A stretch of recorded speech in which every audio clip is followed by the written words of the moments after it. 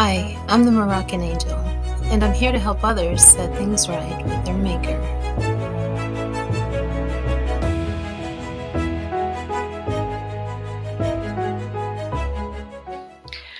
Hi. As I read through a number of the responses concerning the attack of Bishop Mar Mari, it truly amazes me the number of individuals who overlook the reality of the situation.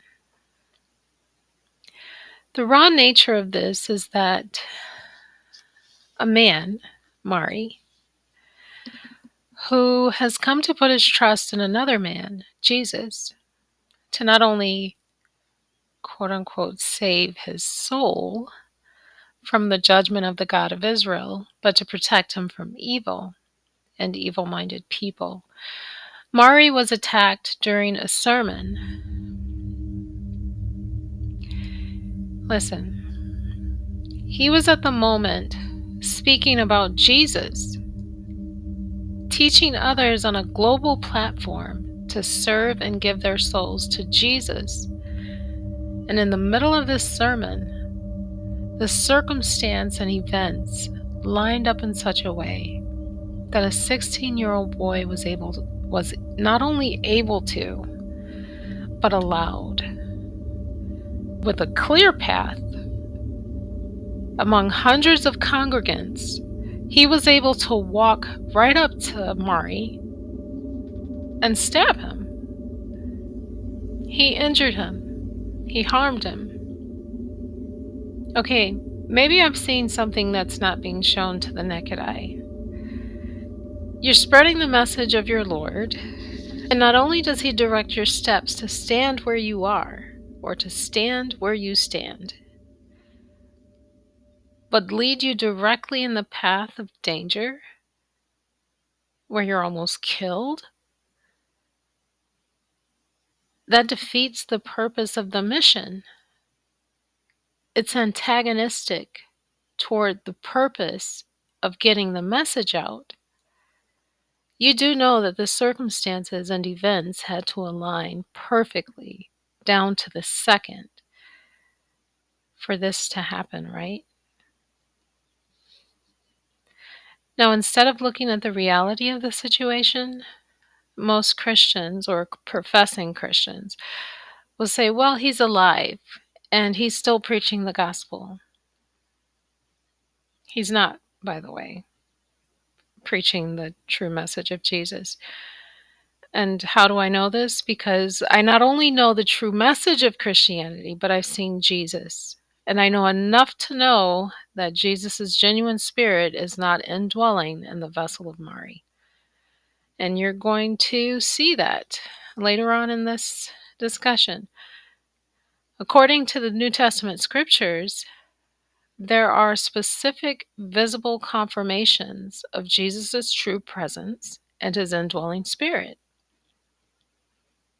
Mari is what you would call a self-professed Christian, like so many thousands and thousands of others who are absolutely convinced that they're biblical Christians because of their emotional experiences and assurances.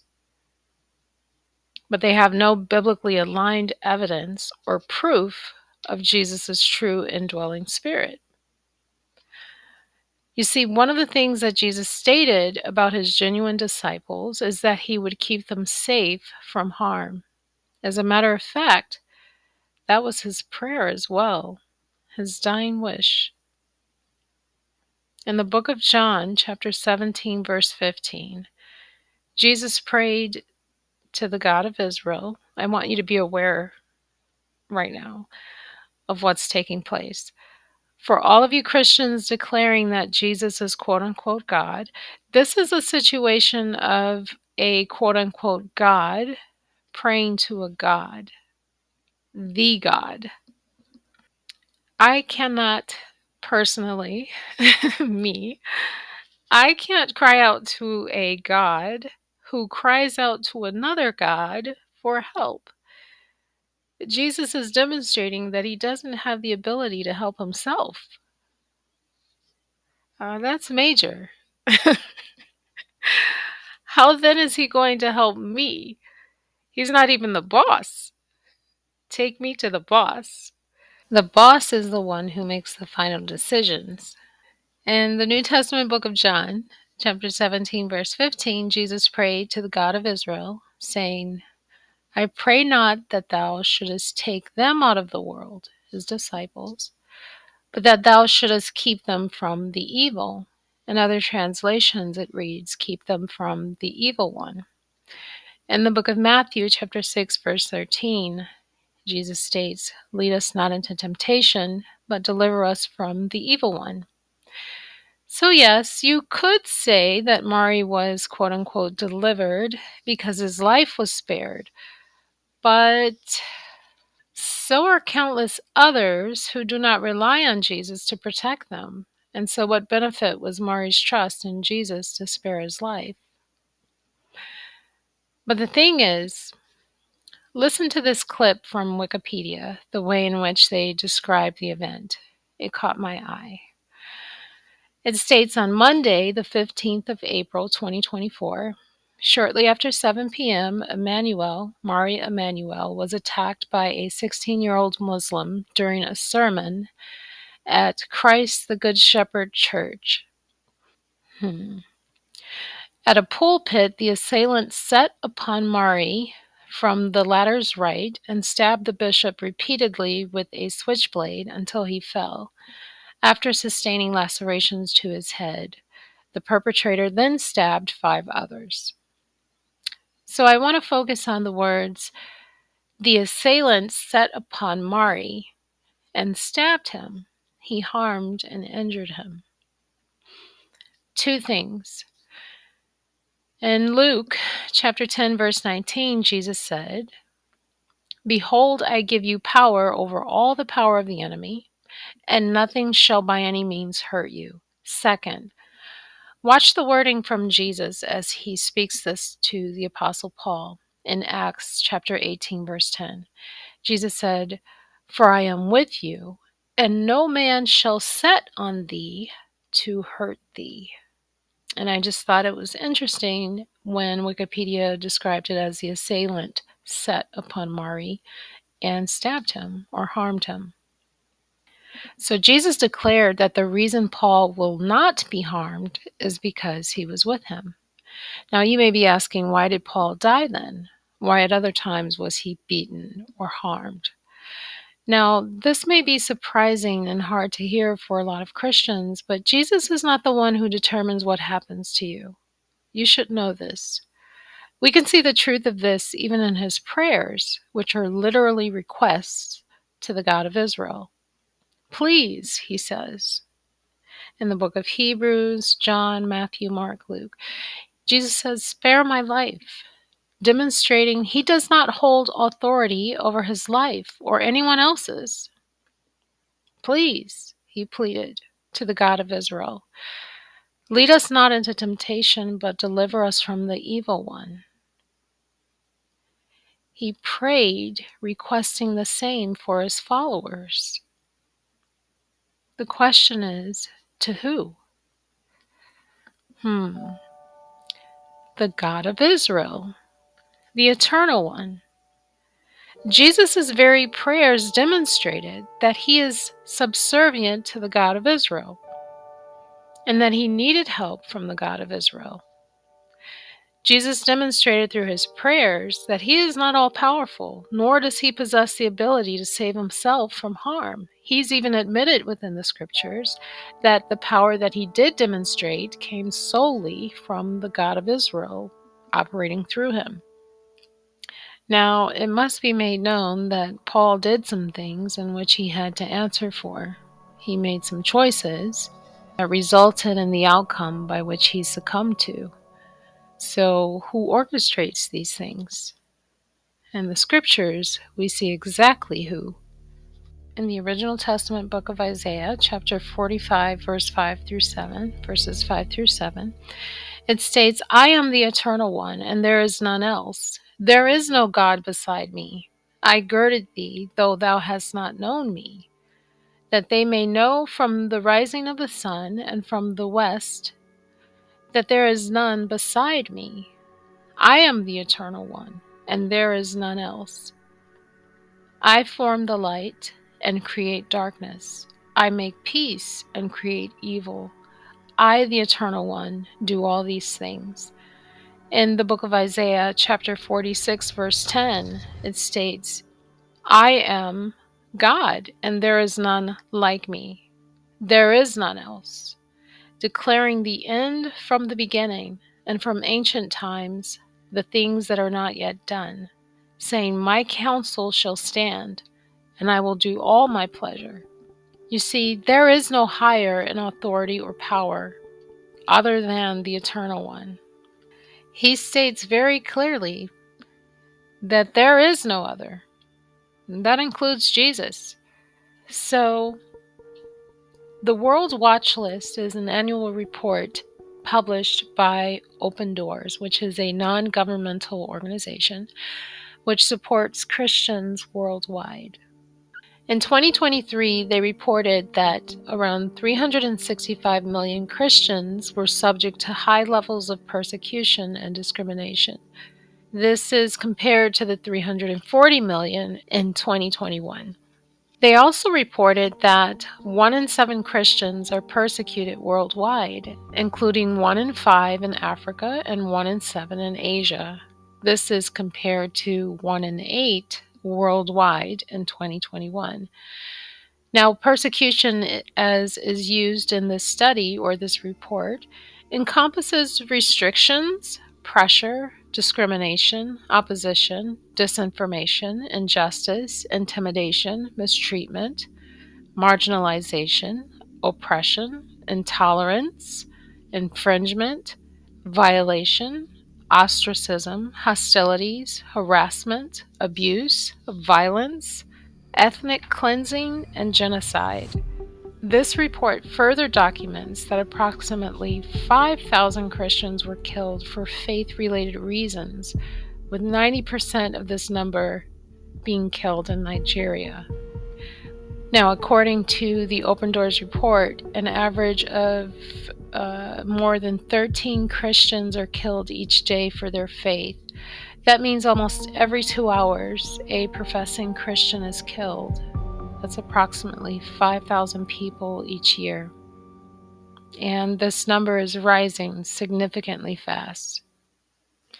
If you'd like to download the full report, it's available for you in the link below. You can also visit their website at Commons Library, and that link will be available as well.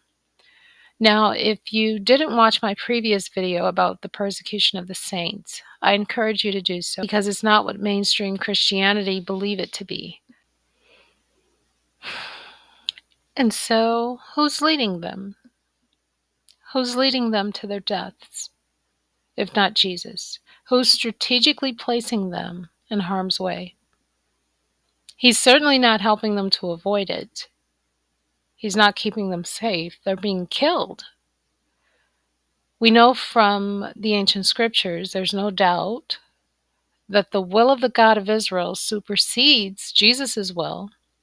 And we see that too in the Garden of Gethsemane, when Jesus stated, Not my will, but yours be done. We know that the God of Israel, the Eternal One, holds the ultimate authority in governing the plans and circumstances of humanity.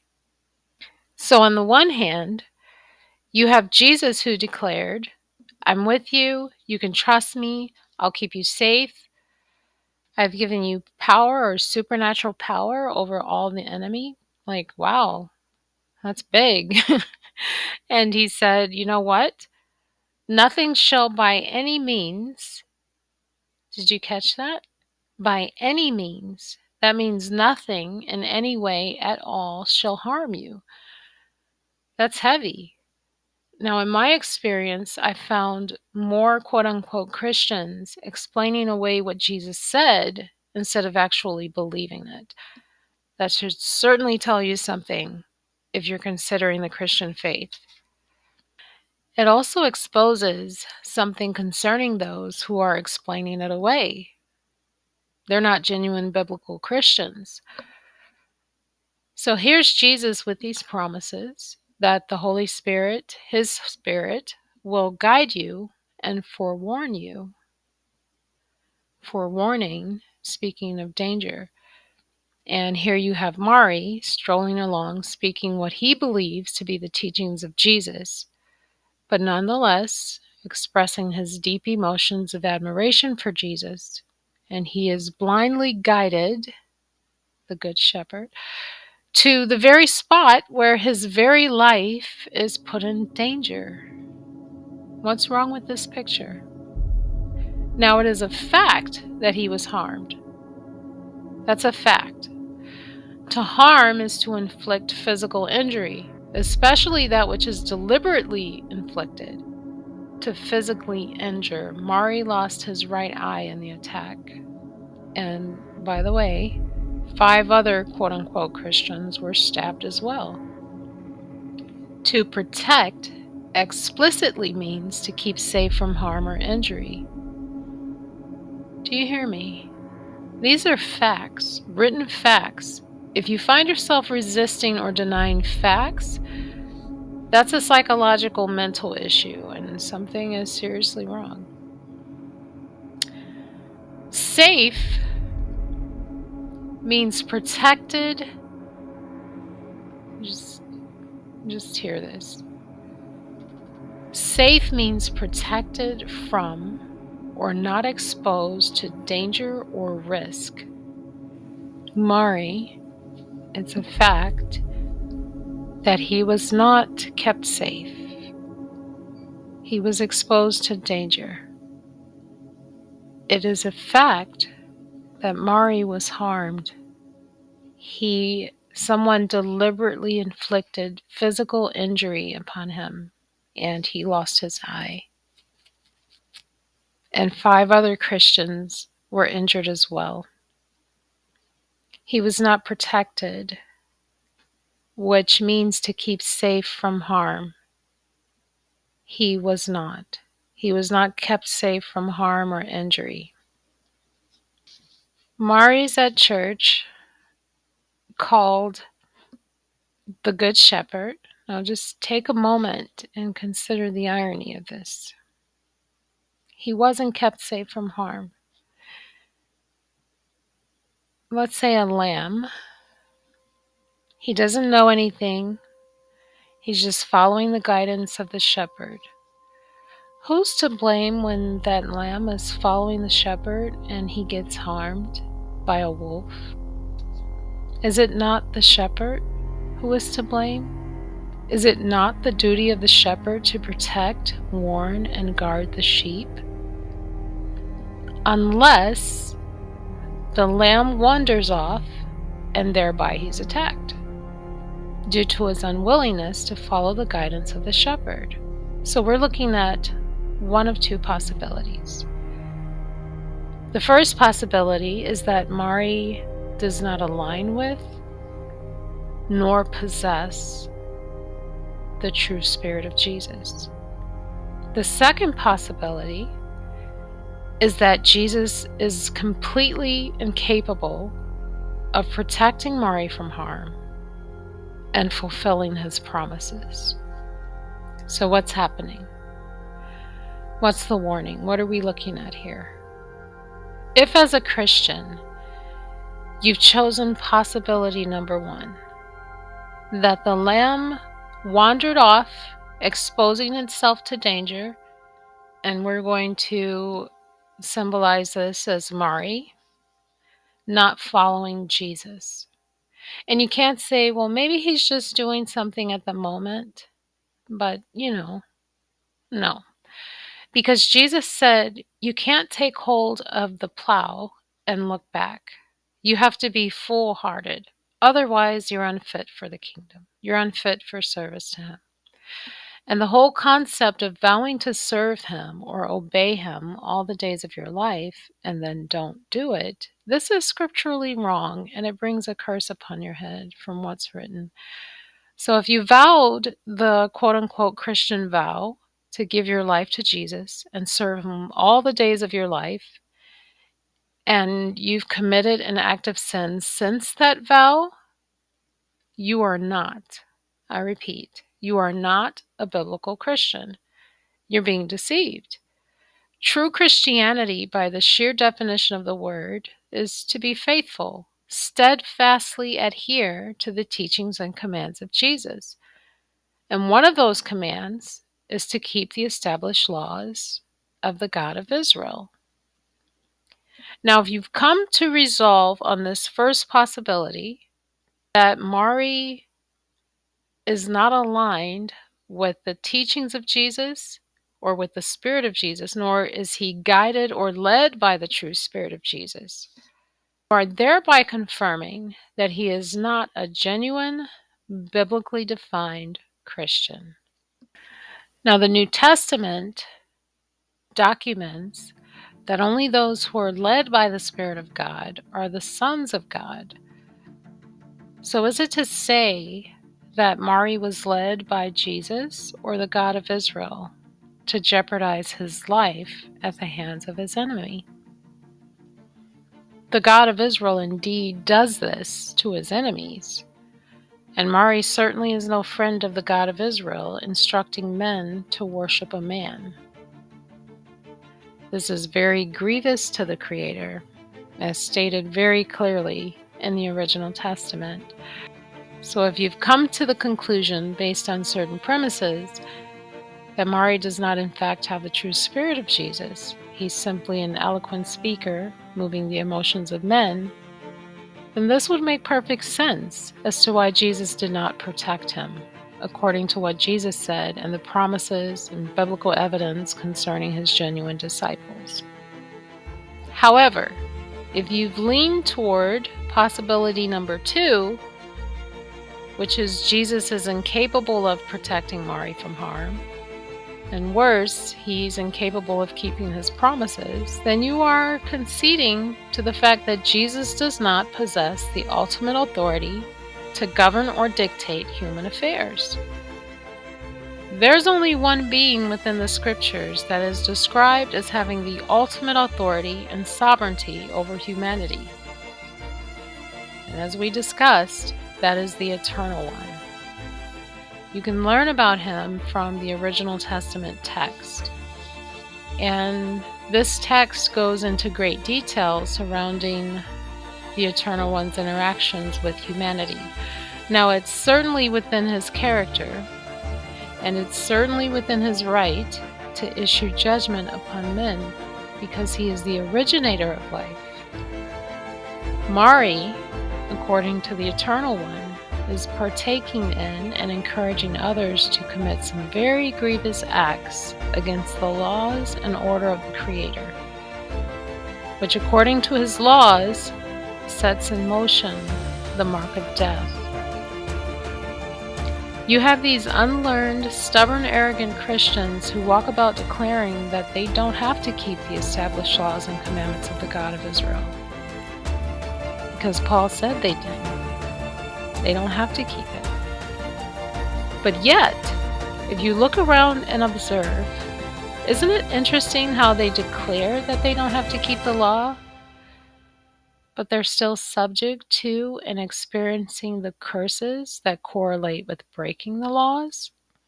The mention of certain diseases and sicknesses, specific plagues, mental torment, to name a few mentioned in the original Testament, in direct connection with breaking the laws of the God of Israel. There's depression, anxiety, panic attacks, suicide. These things are written about in the original Testament concerning the Eternal One and breaking his laws. And so if Jesus' power to govern the state of human affairs is restricted under the jurisdiction of the Eternal One, Jesus had no business making promises to save or help anyone, because it's not in his power to do so. If he tells you that if you believe in him you won't die, but the Creator says not so, you'll find yourself in the grave with all the others who quote-unquote believe in him. Just simply take a moment and consider the reality of what's happening. The Creator gave you a brain, a very complex, fascinating, absolutely amazing mind. He never told you to disregard logic or reason, but to consider carefully and learn. If someone tells you that they're going to keep you safe from harm, and you're trusting them to lead and guide you to do their bidding, and you're surprise attacked, stabbed in the head, and blinded in your right eye for life, don't dare come up to me and say that this person protected you from harm like they said. That's lunacy. Absolute madness. No. So beware, Christians. You may have made Jesus your quote-unquote God, but you're worshiping, the reality is, you're worshiping and crying out to someone who is subject to another.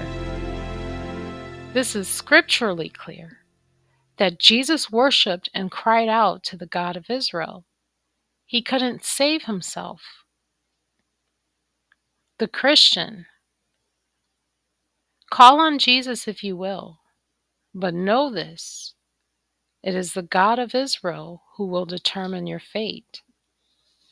Mar Mari has received a divine warning. It was not by chance or happenstance that his head and right eye were injured. These physical inflictions are symbolic of spiritual offenses. I'm the Moroccan Angel. Remember, do what is right, always. It matters.